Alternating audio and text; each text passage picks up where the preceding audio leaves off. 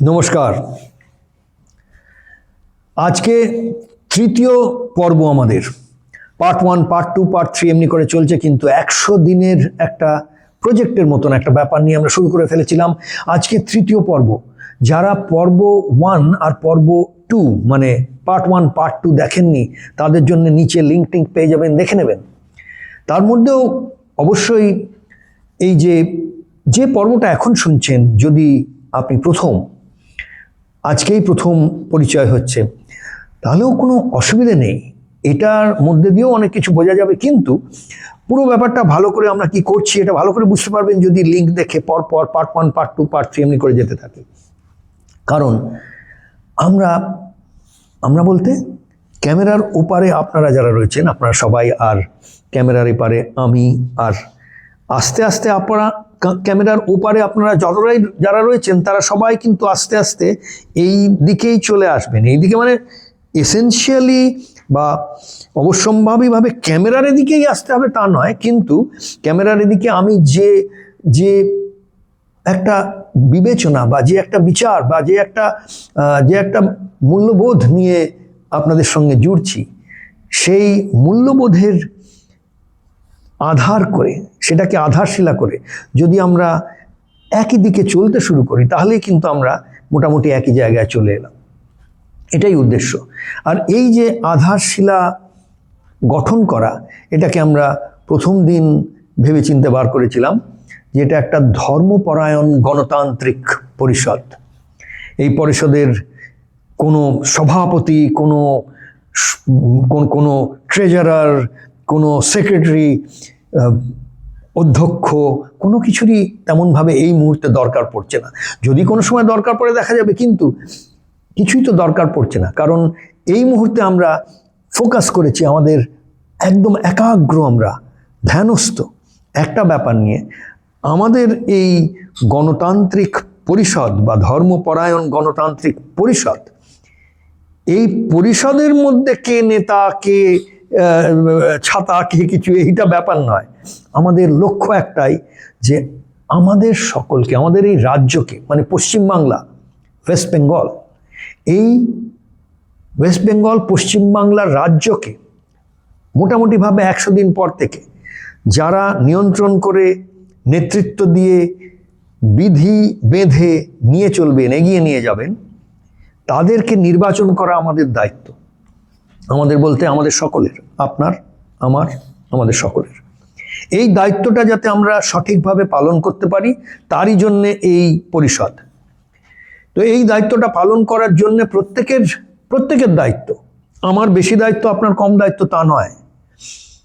যিনি মুখ্যমন্ত্রী আজকে আর যিনি এরপরে মুখ্যমন্ত্রী হবেন, তাদের একই রকম দায়িত্ব।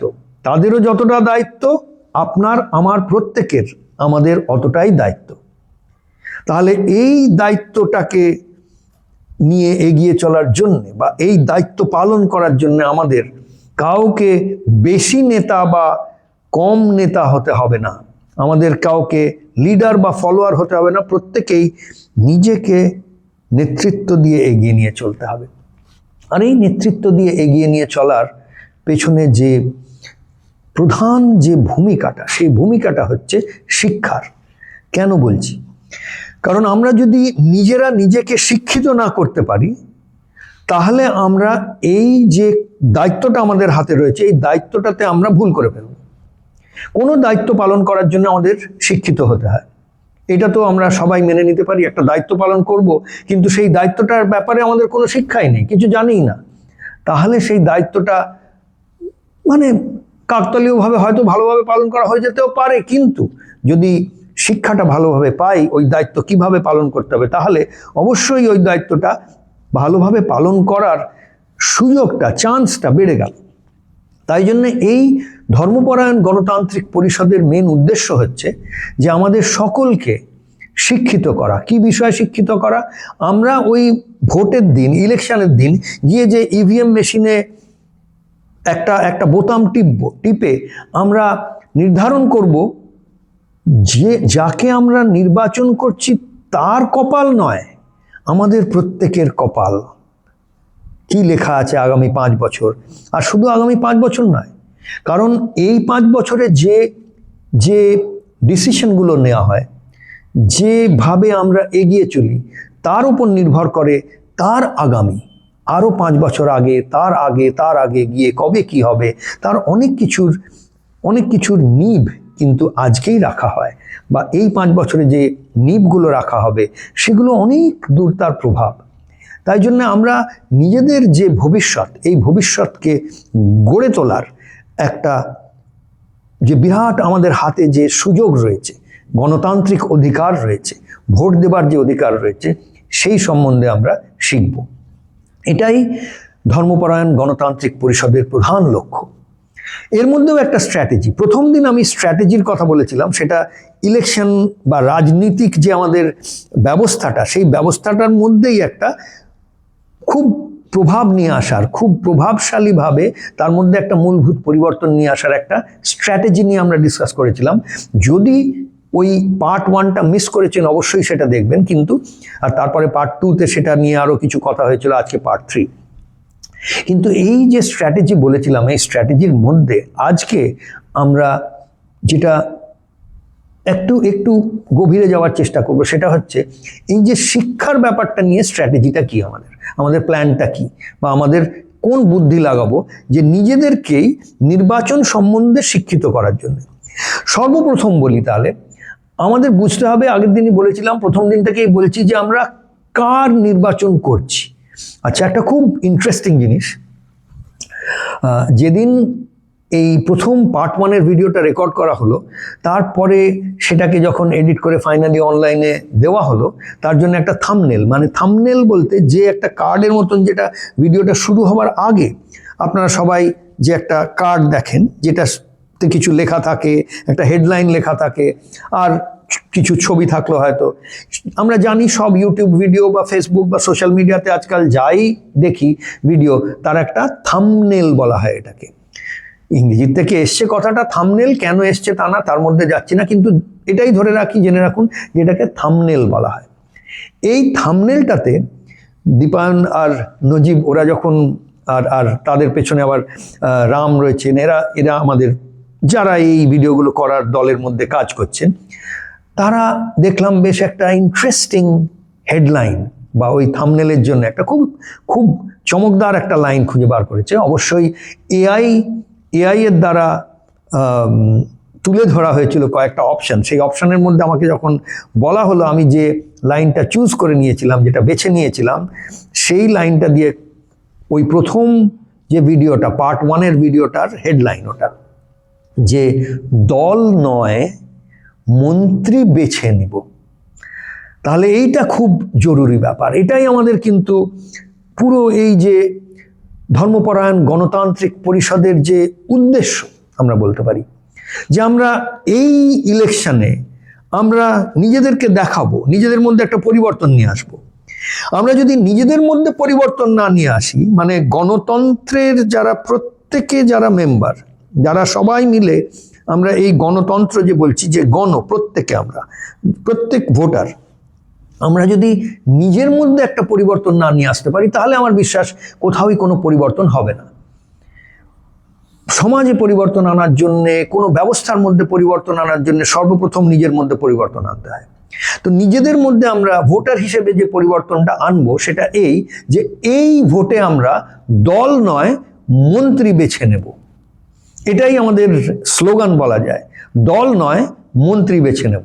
ভালো করে তৃতীয়বার বলছি, বারবার করে বলছি, এটা আমরা এবারে দল নয় মন্ত্রী বেছে নেব। কেন? কারণ দেখুন, দলটা তো অনেক বড় ব্যাপার। পার্টি যেটাকে বলা হয়, আমরা বিভিন্ন পার্টি দেখছি, রাজনৈতিক পার্টি যেগুলো, সেই পার্টিকে তো আমরা নিয়ন্ত্রণ করতে পারবো না, আর পার্টিও যে আমাদের নিয়ন্ত্রণ করে তা নয়। যদি ভালো করে বোঝেন ব্যাপারটা, সরকার বলতে আমরা যে বুঝি, সেটাকে কিন্তু চালান যারা মন্ত্রিসভায় বসেন, যারা নির্বাচিত হয়ে ভোটে জিতে আসেন 294 জন, তারা বিধায়ক, তারা সবাই কিন্তু সরকার যে চালানো হচ্ছে, গভর্নমেন্ট যেটাকে বলা হয়, সেই সরকারের যে মানে ভূমিকাটা, তার মধ্যে সবাই যে খেলতে চান্স পান তা নয়।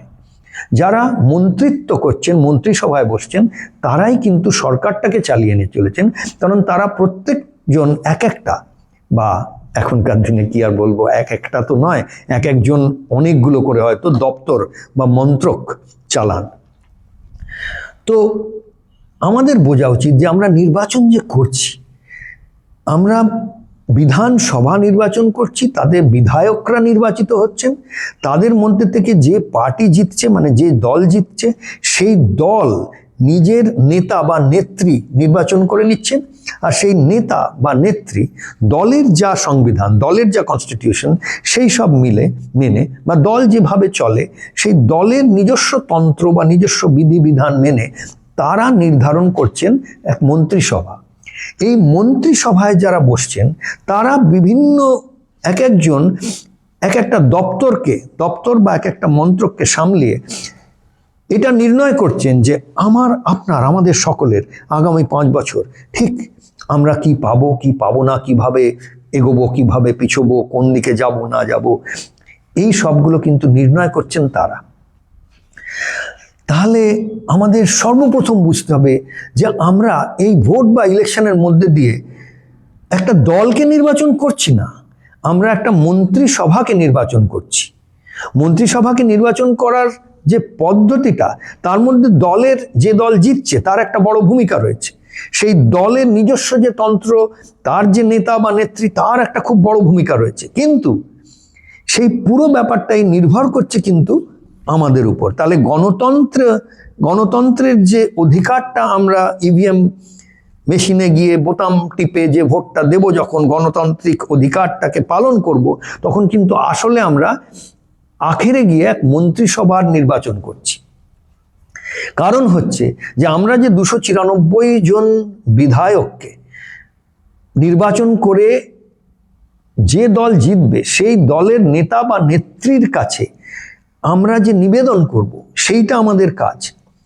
সেই 294 জনকে তিনি গ্রহণ করবেন, করে তার মধ্যে থেকে নির্ধারণ করবেন যে কারা দায়িত্ব পেল সরকার চালানোর জন্য, মানে মন্ত্রিসভায় এক একটা দায়িত্বশীল পদে বসার জন্য। তাহলে আমাদেরকে এটা বুঝতে হবে যে আমরা দল নয়, মন্ত্রী বেছে নিচ্ছি। এই সত্যটা দিয়ে যদি আমরা এইবারের ইলেকশনটাকে আমরা সবাই, প্রত্যেকে, এই পশ্চিমবাংলায় যত ভোটার সবাই যদি এই সত্যটাকে বুঝে ফেলি আর সেই দিকে আমাদের ধ্যানস্থ হয়ে যাই, একাগ্রচিত্তে একদম সেই অর্জুনের পাখির চোখের মতন, মানে তাকে যখন সেই বলা হচ্ছিল, সবাইকে জিজ্ঞেস করছিলেন দ্রোণাচার্য, ভাই কি দেখছো? সবাই বলছে আমি এই দেখছি, কিন্তু অর্জুন যেই বললেন আমি শুধু ওই পাখির চোখ দেখছি, আমি গল্পটাকে আবার করে বলছি না কারণ এই গল্প সকলেরই জানা, সেই ধ্যানস্থ একাগ্রচিত্তে আমরা শুধু আর শুধু এইটা বুঝে নিই যে আমরা দল নির্বাচন করছি না, আমরা মন্ত্রীদের বেছে নিচ্ছি। তাহলে আমাদের ফোকাসটা, আমাদের ধ্যানটা, আমাদের চেতনা, আমাদের বুদ্ধি, বিবেচনা, বিচার সব কিছু একটু নড়ে যাবে। কিন্তু আমাদেরকে বিশ্বাস করানো হয় যে আমরা একটা দল বেছে নিতে হবে আমাদেরকে। হ্যাঁ, হবে, কিন্তু সেটাই শেষ কথা নয়। দল বাছা হচ্ছে এই জন্যে যাতে আমরা ঠিক যে মন্ত্রী আমাদের যে পদে বসলে আমাদের জন্য শুভ, আমাদের জন্য মঙ্গলকারী, আমাদের সবার ভালো লাগবে, সেইটা যদি হয় তাহলেই বলা যেতে পারে যে আমাদের গণতান্ত্রিক অধিকারটা সঠিকভাবে আমরা পালন করতে পেরেছি, এই অধিকারটা আমাদের হাতে এসছে। তাহলে আমাদের প্রথম কাজ হলো এইটা বোঝা, এই ঘটনাটা বোঝা। আমি অনেকক্ষণ ধরে একই কথা বারবার ফেনিয়ে চলেছি, আপনাদের হয়তো মনে হবে, কিন্তু এটা খুব বড় ব্যাপার। এত বছর ধরে দেশে ভোট হচ্ছে, কেন সবাই পার্টি দল টল, এই ওই নেতা নেত্রী এইসব নিয়ে মেতে আছে? কেন না আমাদেরকে এত মিডিয়া, এত চ্যানেল, এত ইনফ্লুয়েন্সার, এত প্রভাবশালী, এত বুদ্ধিজীবী, এতজন কেন না আমাদের সবাইকে জাগৃত করেছেন, যে আমরা সবাই জেগে উঠেছি এই ব্যাপারটা নিয়ে যে আমরা দল তো নয়, আমরা মন্ত্রী বেছে নিচ্ছি। তাহলে আমরা দল টল নিয়ে পরে ভাববো, কিন্তু আগে ওই লোকগুলোর কথা ভাবি যে কে কোন মন্ত্রী হবে। তার জন্য বুঝতে হবে মন্ত্রিসভাটা কীরকম করে হয়। কতজনকে নিয়ে। আগের দিন বলেছিলাম যে সংবিধানে একটা বেঁধে দেওয়া আছে যে 15%, 294-এর 15%টা হচ্ছে ম্যাক্সিমাম লিমিট, এতজন মন্ত্রিসভায় এতজন থাকতে পারবেন। তার মানে 85% যাদের আমরা বেছে নিচ্ছি তারা কিন্তু মন্ত্রিসভায় বসছেন না, তারা বিধানসভায় বসছেন, মন্ত্রিসভায় নয়। তাহলে 15% মাত্র। তাহলে এই 15%-এ কারা খেলবেন, কারা ওইখানে কোয়ালিফাইড হবেন, কারা ওইখানে পৌঁছতে পারবেন, সেই নিয়ে আমরা কেন না চিন্তা করি? আমরা যখন ভোট দিতে যাচ্ছি, চলুন আমরা সবাই মিলে সেই নিয়ে চিন্তা করি। আগামী 100 দিন যত মিডিয়া, যত নেতা নেত্রী ভাষণ দিচ্ছেন, র্যালি হচ্ছে, যাই হচ্ছে, সেখানে নানা রকমভাবে নানা কথা হবে, কিন্তু সেই সব কথাকে আমরা নজরআন্দাজ করে, মানে সেদিকে বেশি ধ্যান না দিয়ে আমরা শুধু একটা দিকেই খেয়াল রাখবো যে আচ্ছা কে আমাদের শিক্ষামন্ত্রী হবে, আচ্ছা কে আমাদের অর্থমন্ত্রী হবেন, কে আমাদের গৃহমন্ত্রী হবেন, কে স্বাস্থ্য মন্ত্রকটা সামলাবেন, কে আমাদের বন দপ্তরের মন্ত্রী হবেন, কে দমকল মন্ত্রী হবেন, কে ট্যুরিজম মানে আমাদের যে পর্যটন বিভাগটা আছে সেটাকে সামলাবেন, এই কে আমাদের নারী আর বাচ্চাদের সামলানোর জন্য সেই একটা সোশ্যাল জাস্টিস একটা, এরকম আমরা তো ভোটার হিসেবে এগুলো সম্বন্ধে ওয়াকিবহালই নই। একটা দুটো মন্ত্রিত্বর পদ সম্বন্ধে সবাই হয়তো জানে, কথা হয়, কিন্তু কতগুলো পদ, কতগুলো মন্ত্রক আছে, কতগুলো যেগুলো মিনিস্টার বা মিনিস্ট্রি বলা হয়, আমরা বলি তো সবাই ও উনি মিনিস্টার হয়ে গেছেন, মিনিস্টারের পদ খুব, কিন্তু আমরা নিজেরাই জানি না যে কতজন মিলে এই কাউন্সিল অফ মিনিস্টার্স বা মন্ত্রিসভাটা মেন যারা, তার মধ্যে ক্যাবিনেট মিনিস্টার হন আর স্টেট মিনিস্টার, বিভিন্ন কত ধরনের মিনিস্টার হন, মানে তাদের কি কি দায়িত্ব, কোন মিনিস্ট্রির মানে কোন মন্ত্রীর কি দায়িত্ব, তার কত বাজেট, কত পয়সা নিয়ে তিনি চালান, ব্যাপারটা এগুলো তো আমাদের জানতে হবে।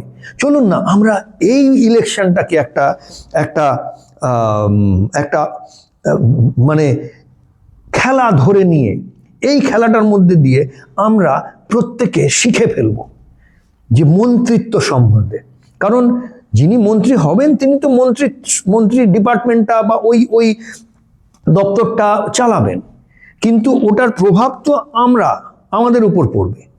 তাহলে আমাদেরও তো জানা দরকার যে ওই কতগুলো মন্ত্রী হয়, সেই মন্ত্রী ঠিক কি কাজ করেন, কোন মন্ত্রীর কি কাজ, কত বাজেট, কিভাবে করেন, কি করলে ভালো হতে পারে, এই নিয়ে যত আমরা বেশি অবগত হব, ওয়াকিবহাল হব, শিখব, তত আমরা বিচার করতে পারবো যে যাকে আমরা নির্বাচন করে ওখানে বসালাম তিনি তার দায়িত্বটা কতটা ভালোভাবে পালন করছেন কি করছেন না।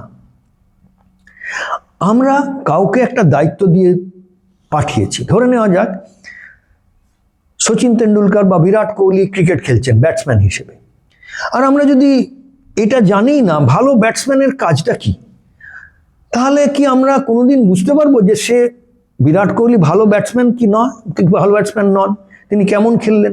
এটা তো আমাদের বোঝার জন্য, এই বিচারটা করার জন্যে আমাদের তো আগে এই এতটুকু শিখতে হয় যে ব্যাটিং মানে রান করা, এই হবে। দেখুন খেলা যেটা আমাদের এই ক্রিকেট, ফুটবল বা এমনি এই ধরনের বিভিন্ন যে খেলা, সেগুলো তো আমাদের রোজ দিন ওইভাবে আমাদের জীবনের উপর অতটা প্রভাব আনে না, কিন্তু তবু আমরা ওই সম্বন্ধে কত কিছু শিখে ফেলি।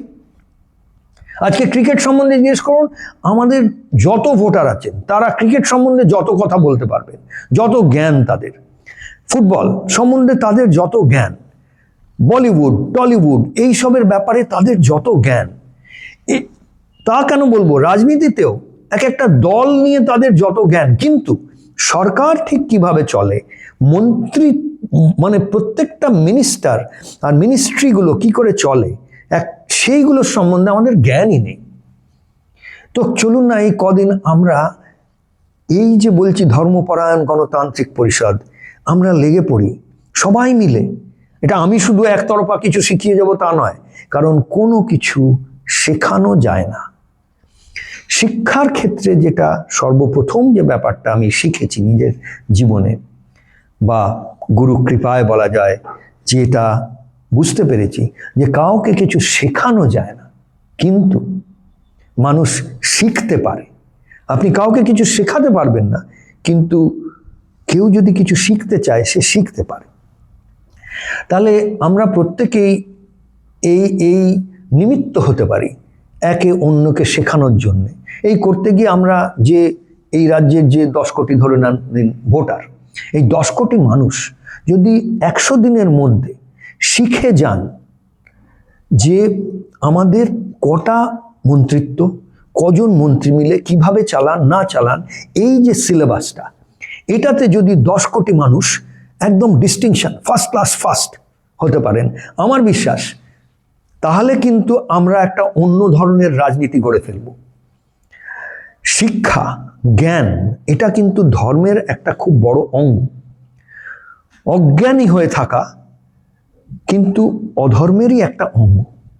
প্রথম দিনই আমি কয়েকটা ব্যাপার নিয়ে বলার চেষ্টা করেছিলাম যে বদমেজাজি, যে মানুষটা এমনি কথা নেই বার্তা নেই, নিজের মেজাজের উপর তার নিয়ন্ত্রণ নেই, কন্ট্রোল নেই, মেজাজটা তার বসে নয়, সেই লোকটা বেশি অধর্মী দেখতে পাবেন।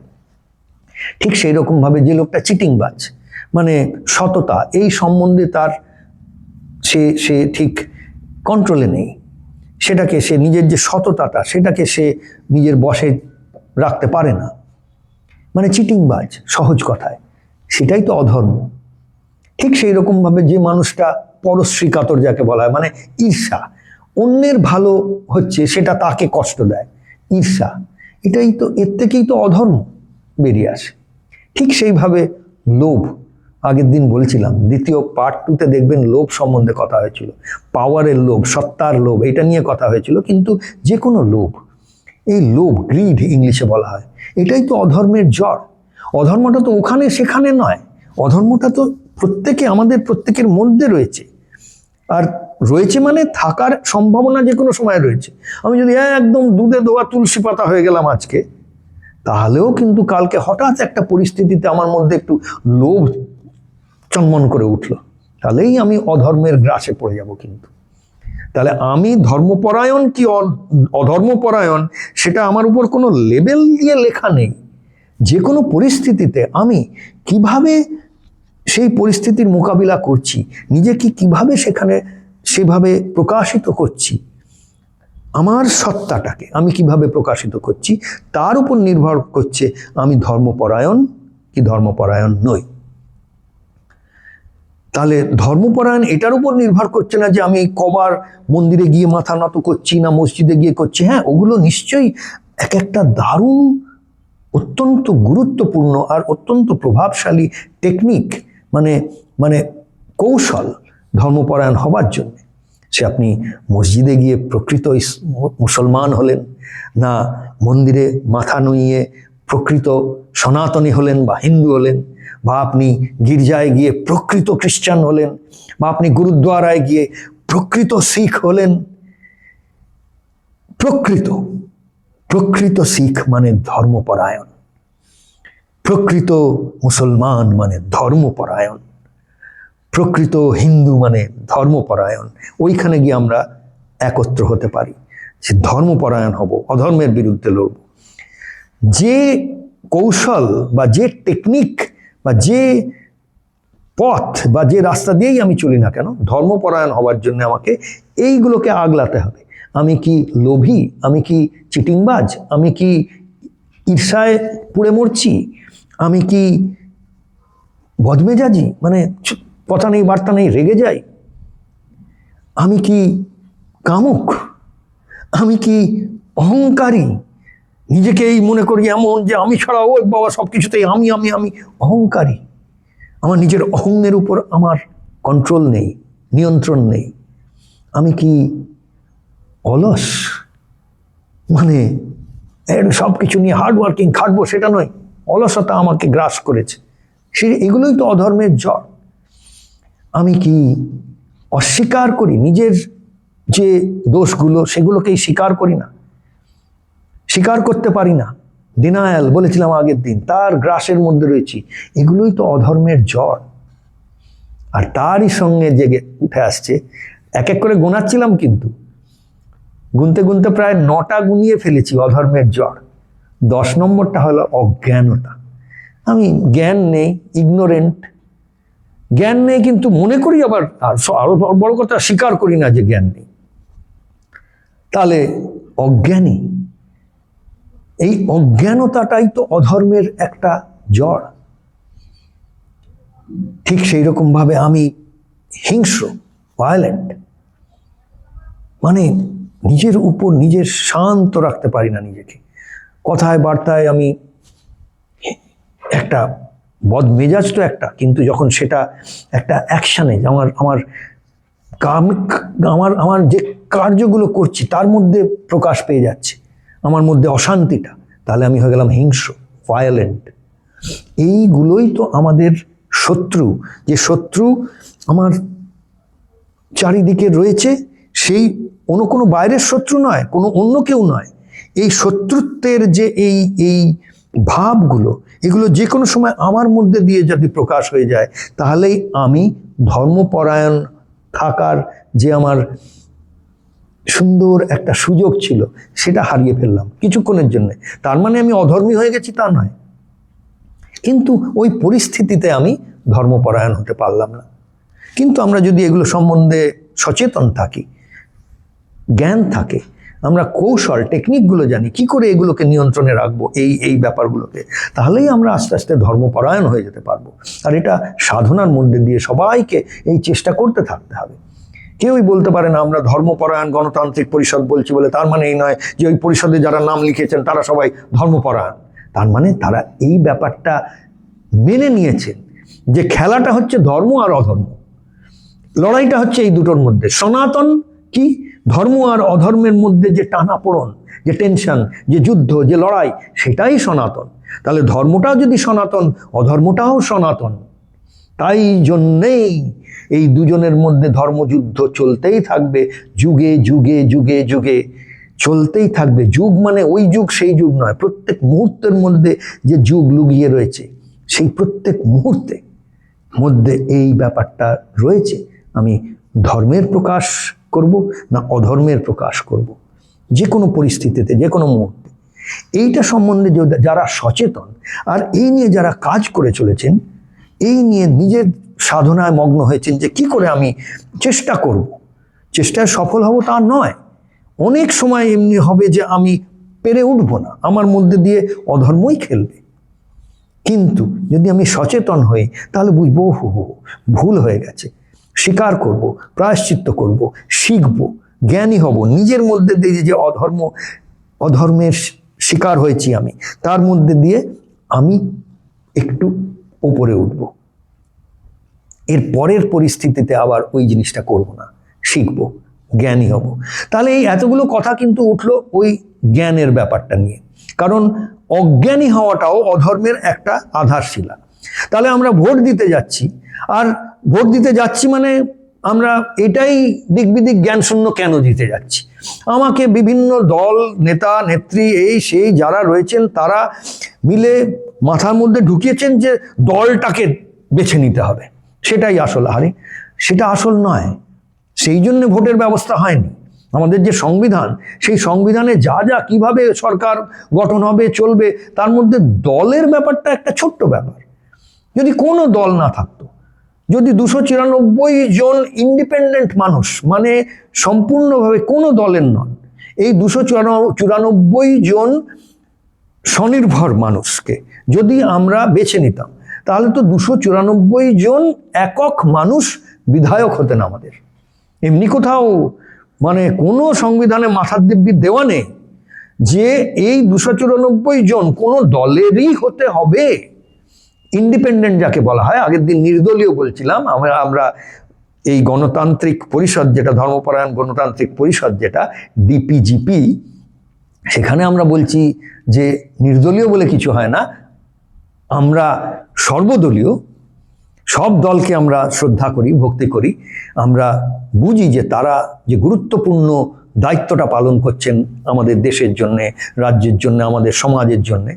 তাই জন্য আমরা তাদের সবাইকে শ্রদ্ধা করি, কিন্তু তাদের মধ্যে যে ধর্মটা যখন প্রকাশ পাচ্ছে সেটাকে শ্রদ্ধা করি। অধর্ম যখন প্রকাশ পেয়ে যায় কখনো ভুল করে, তারা তো ইচ্ছে করে অধর্ম করে চলেছেন তা নয়, বিভিন্ন কারণে যেভাবে আমরা নিজেরা প্রত্যেকে কখনো কখনো অধর্মের গ্রাসে চলে আসি, ঠিক সেইভাবে একটা দল হয়তো কোনো কারণে অধর্ম করে ফেলেছে। কিন্তু আমাদেরই তো কাজ যে তাদেরকে পথ দেখে নিয়ে আসা। তার জন্য আমাদের নিজেদেরকে প্রত্যেককে সজাগ হতে হবে, সচেতন হতে হবে। এই সচেতন হতে হবে কিসের ব্যাপারে? যে আমরা যখন ভোট দিতে যাচ্ছি আমরা দল নির্বাচন করছি না।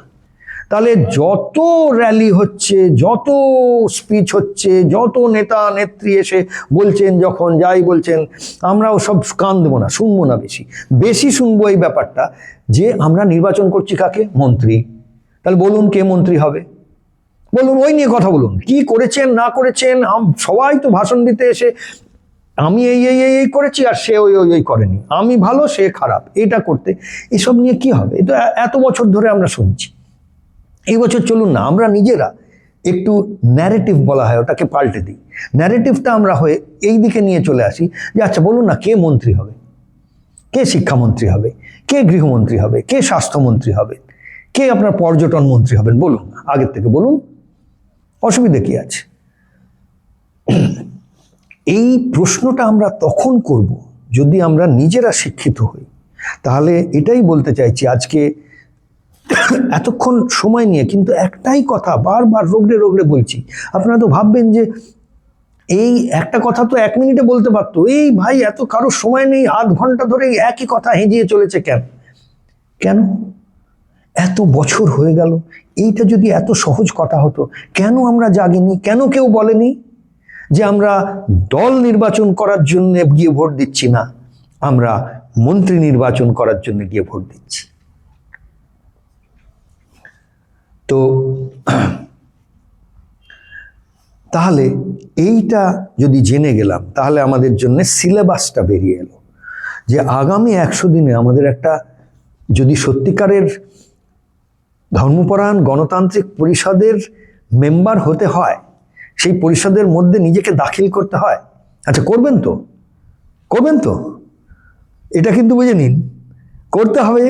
এমনি কোনো মাথার দিব্যি দেওয়া নেই, কেউ এসে বলছে না যে এই পরিষদে নাম লেখাতে হবে, তবে কিছু নেই।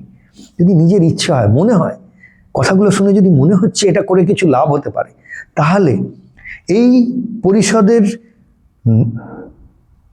যথাযথ মেম্বারকে, এইটা বুঝিয়ে দিই আজকে। এই পরিষদের যথাযথ মেম্বার সেই সব মানুষগুলো যারা এই যে 100 দিন হাতে রয়েছে, এই সময়টা হাতে নিয়ে নিজেদেরকে একটা সিলেবাসের ব্যাপারে শিক্ষিত করবেন। সিলেবাসটা কি? যে মন্ত্রিসভা, মন্ত্রী ব্যাপারটা কি, মন্ত্রিসভাটা কি। সরকার মানে কিন্তু আখেরে যারা মন্ত্রী যারা সরকারটাকে চালাচ্ছে, সেই ব্যাপারে সেই সিলেবাসটাকে আমরা একদম পটু হয়ে যাব। 10 কোটি মানুষ, আর পশ্চিমবঙ্গ এটা শুধু ভারতবর্ষকে নয়, সারা বিশ্বকে দেখাবে। সারা বিশ্বকে আমরা করে দেখাতে পারি 100 দিনের মধ্যে যে আমরা এবারে ইলেকশনটা একটু অন্যভাবে লড়লাম। আমরা এই ইলেকশনটা আমরা লড়লাম, কিন্তু পার্টিরা লড়ছে তা নয়, আমরা লড়ছি। কার বিরুদ্ধে লড়ছি? নিজেদের বিরুদ্ধে লড়ছি। কারণ নিজেদের উপরে আমরা এত বড় অবিচার করেছিলাম যে আমরা ভোট দিতে যেতাম, কিন্তু এটাই বুঝতাম না যে আমরা একটা মোহিত হয়, আগের দিন বলেছিলাম যেন স্বপ্ন মোহিত হয়, ইংলিশে বলা হয় ট্রান্স, একটা যেন মোহের মধ্যে আমরা গিয়ে ইলেকশনে মেশিনে ভোটটা ইভিএম এর এটা টিপে দিয়ে চলে আসছি। আগে ব্যালট বক্স হতো, এখন ইভিএম হয়েছে চারিদিকে, যাই হোক, সেটা টিপে দিয়ে চলে আসছি। যে কি মনে করছি আমি এই নেতাকে নির্বাচন করলাম, আমি এই দলকে নির্বাচন করলাম না, আমি চিন্তা করব যে এর মধ্যে দিয়ে আমি একজন মন্ত্রীকে নির্বাচন করতে চলেছি। এইটা প্রথম। যেই এটা বুঝে গেলাম, তাহলে আমাকে বুঝতে হবে এই খেলাটা কি করে হয়, মন্ত্রীরা কি খেলা খেলেন। যদি আমি ধরে নেওয়া যাক ইরিগেশন মিনিস্টার, ইরিগেশন মানে যে জল সরবরাহ হচ্ছে, যে ওয়াটার রিসোর্সেস একটা হয়, ইরিগেশন একটা হয়, মানে জলটা যে সম্পদ আমাদের, বুঝে দেখুন জলটা একটা কত কত অমূল্য সম্পদ। এই সম্পদটাকে সারা রাজ্যে সামলানোর দায়িত্ব একজনের হাতে আমরা তুলে দিচ্ছি। তার মানে আপনি গাছে আপনার যে চাষ হবে, কোথায় কি হচ্ছে না হচ্ছে, সেই সব কিছুর জন্য জল কি করে পৌঁছবে ওখানে, ওয়াটার রিসোর্সেস, জল সম্পদ, এইটা একজনের দায়িত্ব হবে। আমরা 100 দিন ধরে এটা ওটা নানা রকম জিনিস নিয়ে মেতে উঠবো, কিন্তু এটা নিয়ে একবারও প্রশ্ন করব না, আরে এই জল সম্পদটাকে সামলাবেন কে? বলুন বলুন, যদি আমার কাছে এসছেন আমার ভোট চাইতে, তাহলে বলুন যে আপনি কি বলছেন, জল সম্পদটা কে সামলাবে? আগের থেকে বলুন না। কারণ ভোটে যদি আপনি জিতে যান, তারপরেই তো এই সিদ্ধান্তটা আপনাকে নিতেই হবে। তো এই সিদ্ধান্তটা পরে নেবেন কেন?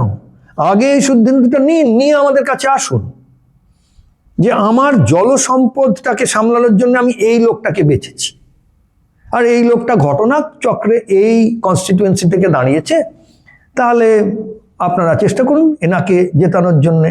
যদি আমাদের মনে হয় জল সম্পদ সামলানোর জন্য ইনি সব থেকে ভালো মানুষ, কি যায় আসে উনি কোন দলে, উনি বিজেপি হন, কংগ্রেস হোক, সিপিএম হোক, তৃণমূল হোক, আইএসএফ হোক, কি যায় আসে? উনি হিন্দু হোক, মুসলমান হোক, শিখ হোক, খ্রিস্টান হোক, দলিত হোক, কি যায় আসে? উনি যদি ওই মন্ত্রিত্ব পদের জন্যে সর্বোপরি মানুষ, তাহলে ওনাকে আমরা ওইখান থেকে বেছে নেব।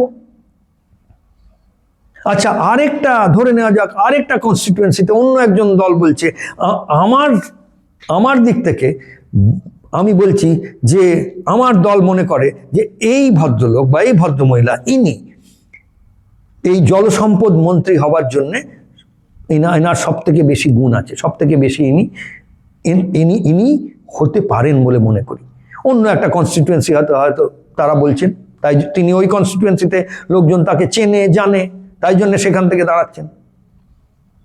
কারণ আমাদের তো বিচার করতে হবে তিনি ধর্মপরায়ণ কিনা, সেটা তো আমরা তখনই বুঝবো যদি ওনাকে দেখেছি, উনি আমাদের কনস্টিটিউয়েন্সির মধ্যে। এখন এখানকার কনস্টিটিউয়েন্সি, এখানকার লোক ওখানে গিয়ে ইলেকশন লড়ছে, একটা ওখানে দাঁড়িয়েছে, তার কি মানে হয়? আমাদেরকে তো বুঝতে চিনতে হবে। আচ্ছা, সবাইকে চেনে না, কিন্তু মোটামুটিভাবে একটা কনস্টিটিউয়েন্সির মধ্যে বোঝা থাকে, একটু জানা থাকে। তাহলে সেই রকম মানুষ যদি দুটো পার্টি দু জায়গার থেকে ওয়াটার রিসোর্সেস, ইরিগেশন, পর্যটন মানে ট্যুরিজম, শিক্ষা, এইগুলো নিয়ে লড়ছে, তাহলে দু জায়গার থেকেই মানুষ কাকে জেতালো, কোন দলকে সেটা দেখে জেতালো না। ওই কনস্টিটিউয়েন্সিতে একজন সর্বোপরি ক্যান্ডিডেট রয়েছে, তিনি মন্ত্রী হতে পারেন। সর্বোপরি মানে কেন? ধর্মপরায়ণ হতে হবে আর ওস্তাদ হতে হবে একটা বিষয়, এই দুটো হলে তাকে আমরা জিতিয়ে দিলাম। এইবারে এই দলের কাছেও একজন ভালো ক্যান্ডিডেট রয়েছে, জলসম্পদ মানে ওয়াটার রিসোর্সেস বা ইরিগেশন, এই মন্ত্রিত্বটা পালন করার জন্য ওই দলের কাছেও রয়েছে, কারণ দুটো কনস্টিটিউয়েন্সিতে দুজন জিতেছে। এবারে সব মিলিয়ে দুলিয়ে কে জিতলো বোঝা গেল না, কোনো আমরা বলতে পারছি না একটা দল জিতলো, কি যায় আসে? যেই মন্ত্রী হবেন, উনি যদি জলসম্পদ মন্ত্রী হন, আমাদের তো ভালোই হবে। তাহলে এই তো সহজ বুদ্ধি দিয়ে আমরা এগোচ্ছি। এই বুদ্ধিটা যদি সব পার্টি, সব দল নাও নেয়, তার জন্য আমরা বললাম যে ধর্মপরায়ণ গণতান্ত্রিক পরিষদ, ডিপিজিপি এই কাজটা করছে, যে 1 ডজন লোক, আমরা কিন্তু 1 ডজনের বেশি নয়, 1 ডজনের বেশি করতে গেলে আমাদের পেরে উঠবো না। আর আমরা দলগুলো যারা রাজনৈতিক পার্টি, তাদের যে দায়িত্ব, সেটার মধ্যে আমরা হস্তক্ষেপ করব, তার করার দায়িত্ব আমাদের দায়িত্ব নয়। আমরা উদাহরণ হিসেবে 12টা কনস্টিটিউয়েন্সিতে এরকম লোককে খুঁজে বার করে বলবো, যেটা আমরা মনে করছি যে এনারা ঠিক লোক হতে পারেন। কিন্তু সেটা করার জন্য সর্বোপরি আমাদেরকে, সেটা আমরা ততক্ষণ করতে পারবো না যতক্ষণ আমরা প্রত্যেকে এই মন্ত্রিসভাগুলো সম্বন্ধে জ্ঞানী হই। তাহলে এটাই আমি বলছি যে আজকের ভিডিওটা তো হয়ে গেল, আজকে আমি শুধু সিলেবাসটা সেট করলাম যে আমাদের কাজটা কি। আগামী 100 দিনে আমরা সবাই মিলে কিন্তু শিখব মন্ত্রিত্ব সম্বন্ধে, প্রত্যেকটা মন্ত্রী পদ সম্বন্ধে এটা শিখব। একটা নজির হয়ে যাবে। এইবার পশ্চিমবাংলায় যখন ভোট হবে, যখন মানুষ বুথে গিয়ে ইভিএম মেশিনের উপর বোতাম চিপবে, তখন তাদের মধ্যে যে কম্পিটিশনটা, যে লড়াইটা, সেটা দলের কম্পিটিশন, কে জিতলো এইসবের নয়। কম্পিটিশন হবে যে কোন ভোটার হিসেবে আমি মন্ত্রী সম্বন্ধে কতটা জ্ঞানী, মানে মন্ত্রিসভা, প্রত্যেকটা মন্ত্রী পদ সম্বন্ধে আমি কতটা জ্ঞানী। যেমন কেবিসি হয় একটা, কোন বানেগা কারোরপতি হয় না, বা ক্রিকেট খেলা হচ্ছে, আইপিএল যখন হচ্ছে, আমরা কত জ্ঞানী ক্রিকেট সম্বন্ধে।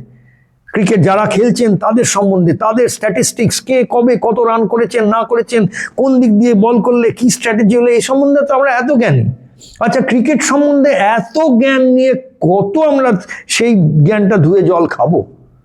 সেই জ্ঞানটা নিয়ে আমাদের করা উচিত। আমি ক্রিকেটকে বা ফুটবলকে, এই খেলাগুলোকে অত্যন্ত আধ্যাত্মিক দিক দিয়েও একটা অত্যন্ত ওপরের মানে রাখি।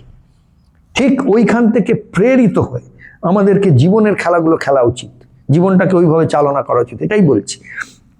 কিন্তু সেই জন্য খেলাগুলোকে ছোট করছি না, কিন্তু তার সঙ্গে বলছি ওখান থেকে তো শিখে আমার যেটা সব থেকে সর্বোপরি দরকার, আমি এখন এই যে ইলেকশনের খেলাটা, এই যে উৎসবটা, এই যে আইপিএল বলুন, কেবিসি বলুন, যাই যেরকম করে ওটাকে দেখতে চান, ওটাতে চলুন না আমরা চ্যাম্পিয়ন হয়ে যাই। মানে পশ্চিমবাংলা করে দেখাবে যে 10 কোটি মানুষ, তার মধ্যে যত 6 কোটি না কত ভোটার, এবারে আবার এসআইআর হয়ে যাই হোক, যে যত ভোটার বেরোবেন, এই ভোটার শুধু না, যত মানুষ সবাই ওয়াকিবহাল, যার এখন 18 বছর হয়নি সেও শিখছে যে মন্ত্রীর দায়িত্বটা কি, এই মন্ত্রী কিভাবে চালান, পর্যটন মন্ত্রী ঠিক কি করেন, কোথায় বসেন, কে কে পর্যটন মন্ত্রী ছিলেন এত বছরে, এই যে জবের থেকে আমরা দেশ স্বাধীন হয়েছে, পর্যটন মন্ত্রী কে কে ছিল? আচ্ছা, মুখ্যমন্ত্রী কে ছিল বললে তবুও আমরা বলে দিতে পারবো, হয়তো অনেকেই বলে দিতে পারবেন, তাও আমি এমন লোকও দেখেছি কিন্তু আমাদের এই রাজ্যে যারা এখনো পর্যন্ত, বিশ্বাস করুন, প্রধানমন্ত্রী বা মুখ্যমন্ত্রী কে জানেন না। এমনি মানুষও আমাদের রাজ্যে আছেন। তা যাক, সেটা নিয়ে কথা নয়, ওই দুটো তো সকলেই জানেন, যে সেই নিয়ে আমি বলছি না। কিন্তু ধরে নেওয়া যাক কে পর্যটন মন্ত্রী, কতজন লোক জানেন? আপনাদের মধ্যে বড় বড় যারা বেশ প্রফেসরি করছেন, নানা রকম বড় পদে রয়েছেন, জিজ্ঞেস করে দেখুন তো নিজেকে, যে আপনি এই রাজ্যের বাসিন্দা, এই রাজ্যের ভোটার, আপনি জানেন পর্যটন মন্ত্রীকে? আপনি জানেন আইটি মিনিস্টারকে, প্রযুক্তি? আপনি জানেন কটা মিনিস্ট্রি হয়? তাহলে এই সিলেবাসটা সম্বন্ধে জ্ঞান নেই কেন আপনার? কোনো ব্যাপার নয়, নেই কেন এটা নিয়ে বকাঝকা করছি না, এটা নিয়ে কোনো তাচ্ছিল্য নয়, নেই, হয়নি, হয়ে যাবে, বেশি দিন সময় লাগবে না। আগামী এই ইলেকশনের মধ্যে আমরা 10 কোটি এমন মানুষ হব যারা সারা বিশ্বে, এরকম রাজ্য থাকবে না, নেই, যে রাজ্যে সবাই জানে, সবাই ওয়াকিবহাল, এটাকেই বলা হবে রাজনৈতিক সমাজ। রাজনীতি যারা চালাচ্ছেন, তারা আমাদেরকে দায়িত্ব দিয়েছেন যে তোমরা আমাদেরকে বেছে নাও, কিন্তু আমরা নিজেদেরকে শেখাচ্ছি না কি করে এই বাছাটা বাছব।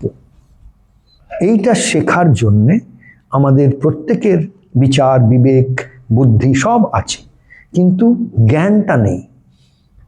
বিচার, বিবেক, বুদ্ধি এইগুলো ডেভেলপ করা, এগুলো নিজের মধ্যে আনা সময় লাগে, তার জন্য মানুষ হতে হয়, মানুষ হতে সময় লাগে, কিন্তু জ্ঞান লাভ করতে বেশি সময় লাগে না। আজ থেকে যতদিন সময় রয়েছে তার মধ্যে আমরা সবাই একদম first class, first distinction, star number পাওয়া হয়ে যাব এই সাবজেক্টটাতে। এই পণ নিয়ে আমরা এগিয়ে চলি। আজকে পার্ট 3 ভিডিও, এটাতে সিলেবাসটা সেট করে দিলাম। এরপরে দারুণ আনন্দ মুখর হয়ে, কিন্তু এটা কোনো বিরাট কাউকে গিয়ে পরীক্ষা দিতে হবে না, পরীক্ষায় নম্বর পেতে হবে না, এর পরীক্ষাটা হবে ভোটের মধ্যে দিয়ে। আর এই পরীক্ষাটাতে আমরা কতটা নম্বর পেয়েছি সেটা আমরা জানতে পারবো যখন আমাদের সরকার আমাদের জন্য কাজ করবে। আর তারপরে আমরা বসে বসে জনতা হিসেবে বসে বসে শুধু তাদের সমালোচনা করা, এইটা করব না। বা দুটো কাজ, হয় কোনো রকমে তাদের ঝান্ডা নিয়ে তাদের পেছন পেছন দৌড়ো, তাদের তোষামোদ করি যে আচ্ছা কোনো প্রকারে তাদের কাছ থেকে যদি কিছু পাওয়া যায়, হয় সেটা। আর সেটা না করতে পারে মানে হলো আমি পার্টি ওয়ার্কার বলা হয় এইরকম লোকেদের, মানে পার্টির সমর্থক, দৃঢ় সমর্থক, হয় তাই। আর তা না হলে বসে বসে সমালোচনা। এই রাজনীতিবিদগুলো, রাজনীতি জিনিসটাই খারাপ, পলিটিক্সটা খারাপ, যারা পলিটিক্স করছে তারা অধর্মী, তারা খারাপ, তাদের সব খারাপ। এই দুটা করলে হবে না, এই দুইটার মধ্যে পড়ে থাকলে হইবে না স্যার, হইবে না ম্যাডাম। এই দুটোর থেকে আমাদের নিজেদেরকে রেহাই দিতে হবে, বেরিয়ে আসতে হবে, এর ঊর্ধ্বে উঠতে হবে। আমাদের কাজ হচ্ছে নিজেদেরকে নিয়ে কাজ করা, নিজেদের প্রথমে। আর এইটা প্রতিশ্রুতি আমার আপনাদের সবাইকে, লেগে থাকুন এই ভিডিওগুলোর সঙ্গে। খুব তাড়াতাড়ি কয়েকদিনের মধ্যে খুব ইন্টারেস্টিং, দারুণ আনন্দমুখর হয়ে খুব মজা করতে করতে আমরা কিন্তু এই ব্যাপারে সবাই first class, first distinction, star number পাওয়া মেধাবী ছাত্র হয়ে উঠব। তার জন্য আপনাদের বিশেষ কোনো পড়াশুনো, যেভাবে আপনারা ক্রিকেটটাকে নিয়ে আনন্দ করেন, যেভাবে বলিউড টলিউড এইসব নিয়ে আনন্দ করেন, যেভাবে দুর্গাপুজো, উৎসব, Eid, Christmas, new year, Valentine's day এইসব নিয়ে বেশ মেতে থাকি, আমরা বেশ আনন্দ করি, ঠিক সেই রকমভাবে একটা উৎসব মুখর, কারণ ইলেকশন ভোটটা আমাদের দেশের সব থেকে বড় উৎসব। আমাদের যে রাজ্য ধর্ম, রাষ্ট্র ধর্ম, তার যে শাস্ত্র মানে কনস্টিটিউশন, সংবিধান, সেই মেনে আমরা কিন্তু নিজেদের এই যে ইলেকশন নামক যে উৎসবটা আমরা মধ্যে দিয়ে নিজেদের নিয়ে যাই, সেই উৎসব মুখর হয়ে, আনন্দ মুখর হয়ে আমরা চলুন জ্ঞানী হয়ে উঠি। এই প্রতিশ্রুতি নিয়ে আজকের ভিডিওটা দেখা শেষ করুন যে আমরা প্রত্যেকে আগামী এই পর্বটার মধ্যে দিয়ে, মানে হাতে আর মোটামুটি 100টা দিন আছে, তার আগেই আমরা প্রত্যেকে first class, first distinction, star number পাওয়া। আর এটা কিভাবে হবে না হবে, আজকে অনেকটা সময় হয়ে গেল, আমি রোজই ভাবি আধ ঘন্টা ম্যাক্সিমাম বলবো কি 15 মিনিটে ফার্স্ট। প্রথমটা তো প্রায় 45 মিনিট হয়ে গেছিলো, তাহলে প্রতিজ্ঞা করেছিলাম যে আধ ঘন্টা 25 মিনিটের বেশি করবো না, সেই প্রতিজ্ঞাতেও ফেল। প্রথম যে পার্ট 1 করেছিলাম সেই ভিডিওটা প্রায় 43, 44, 45 মিনিট হয়ে গেছিল। তারপর থেকে রোজই ভাবি যে না, এবারে পরের ভিডিওগুলো ছোট ছোট করব, কিন্তু যাই হোক হয়ে উঠলো না। আজকেও অনেকটা সময় হয়ে গেছে। এর পরের ভিডিওতে আমরা একদম এই যে জ্ঞানের আলোয় নিজেদের আলোকিত করার যে যাত্রা, সেই যাত্রাপথে বেরিয়ে চলবো। নিজেদের তৈরি রাখবেন, ইন্টারেস্ট জড়ো করুন, কারণ আপনারা যদি ব্যাপারটাতে ইন্টারেস্ট না পান তাহলে কিন্তু শেখা হবে না। আমি যতই যাই করি, যাই নিয়ে আসি, যতই জ্ঞানী লোক নিয়ে আসি, যাই করি, আপনারা প্রত্যেকে যদি জেগে না ওঠেন, ঘুমন্ত মানুষকে কিছু শেখানো যায় না। গল্প হলেও জানি সত্যি হতে পারে, তবে জাগতে হবে। আজকের মতন এতটাই, নমস্কার।